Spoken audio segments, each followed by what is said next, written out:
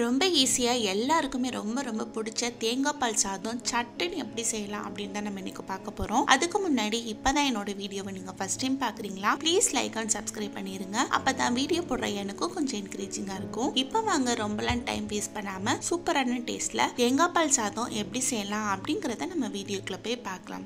Welcome to சாட்சி சமையல். நம்ம இன்னைக்கு குக்கர்ல தான் தேங்காய் பால் சாதம் செய்ய போறோம். அதனால ஒரு குக்கர் எடுத்து வச்சு வாசனைக்காண்டி ஒரு 2 ஸ்பூன் அளவுக்கு நெய் சேர்த்துக்கலாம். அடுத்து அது கூடவே ஒரு 3 ஸ்பூன் அளவுக்கு எண்ணெயும் சேர்த்துக்கலாம். எண்ணெய் நல்லா காஞ்சதும் இதுல 1/2 ஸ்பூன் சோம்பு, 3 பிரிஞ்சி இலை, 1 அன்னாச்சி பூ, 3 ஏலக்காய், 4 கிராம்பு, 1 மராட்டி மூக்கு எடுத்து வச்சிருக்கேன். இது எல்லாத்தையுமே இதுல சேர்த்துக்கலாம். இப்போ இது எல்லாம் ஓரளவுக்கு நல்லா பொரிஞ்சு வரணும். அப்பதான் தேங்காய் பால் சாதத்துல நமக்கு வாசனை சூப்பரா வரும்.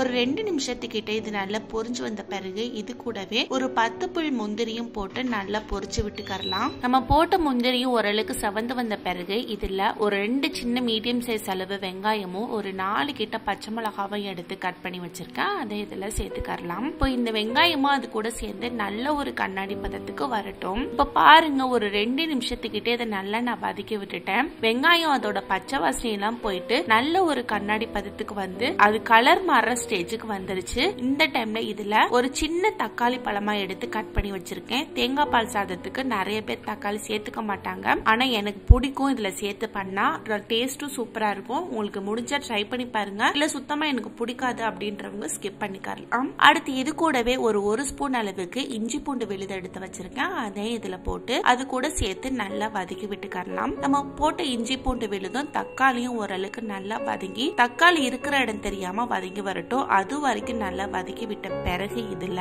தேங்காய் பால் சேர்த்துக்க போறோம். இதுதான் நம்ம செய்ய போற சாதத்துக்கு முக்கியமான பொருள். நான் இந்த கப்ல 1 கப் அளவுக்கு அரிசி எடுத்தேன். அதனால இந்த கப்ல 2 கப் அளவுக்கு கண்டிப்பா திக்கான தேங்காய் பால் தான் ஊத்தணும். அப்பதான் டேஸ்ட் ரொம்ப ரொம்ப சூப்பரா இருக்கும். அதனால ஒரு 2 கப் அளவுக்கு நல்ல திக்கான தேங்காய் பாலை சேர்த்து இது கூட நல்லா மிக்ஸ் பண்ணி விட்டுக்கலாம். இது ஓரளவுக்கு நல்ல கொதி எலும்பி வரட்டும். இப்ப பாருங்க, ஒரு 5 நிமிஷத்துக்கிட்ட ஆயிடுச்சு. இதுல இருந்து கொதி எலும்ப ஆரம்பிச்சிருச்சு. இந்த டைம்ல இதுல நம்ம ஊற வச்ச அரிசியை சேர்த்துக்கலாம். ஒரு 10 நிமிஷத்துக்கிட்ட ஊற வச்சிருக்கேன் நான் பாஸ்மதி அரிசிய. உங்களுக்கு தேவைன்னா நீங்க வீட்டுல யூஸ் பண்ற அரிசி கூட சேர்த்துக்கலாம். அடுத்து இது கூடவே இதுக்கு தேவையான அளவு உப்பும் போட்டுக்கலாம். இப்போ இது எல்லாத்தையும் சேர்த்து நல்லா மிக்ஸ் பண்ணி விட்டுறலாம். நம்ம இதுல மசாலான்னு சொல்லிட்டு எதுவுமே சேர்க்க போறது இல்ல. அதனால உங்களுக்கு காரம் பிடிக்கும் அப்படின்னு நினைக்கிறவங்க பச்சை மிளகாயோட அளவை ஜாஸ்தி பண்ணிக்கோங்க. ஏன்னா அதுதான் நமக்கு காரமே. இப்போ இது எல்லாத்தையும் சேர்த்து நல்லா மிக்ஸ் பண்ணி விட்டுட்டு குக்கரை மூடி வச்சிடலாம். ஹை ஃபிளேம்ல வச்சு ஒரு விசிலும் நல்ல லோ ஃபிளேம்ல வச்சு ஒரு விசில் வேணுங்க, கரெக்டா இருக்கும். இப்ப விசில் எல்லாம் போயிடுச்சு. நம்ம ஓபன் பண்ணி பார்க்கலாம். திறக்கும் போது சத்தியமா சொல்றேன், அந்த அளவுக்கு ஒரு சூப்பரான ஸ்மெல் வருது.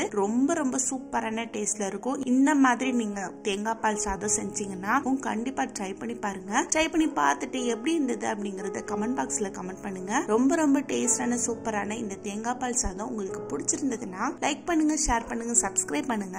அப்படியே பக்கத்துல இருக்கிற பெல் ஐகானை கிளிக் பண்ணுங்க. தேங்க்ஸ் ஃபார் வாட்சிங்.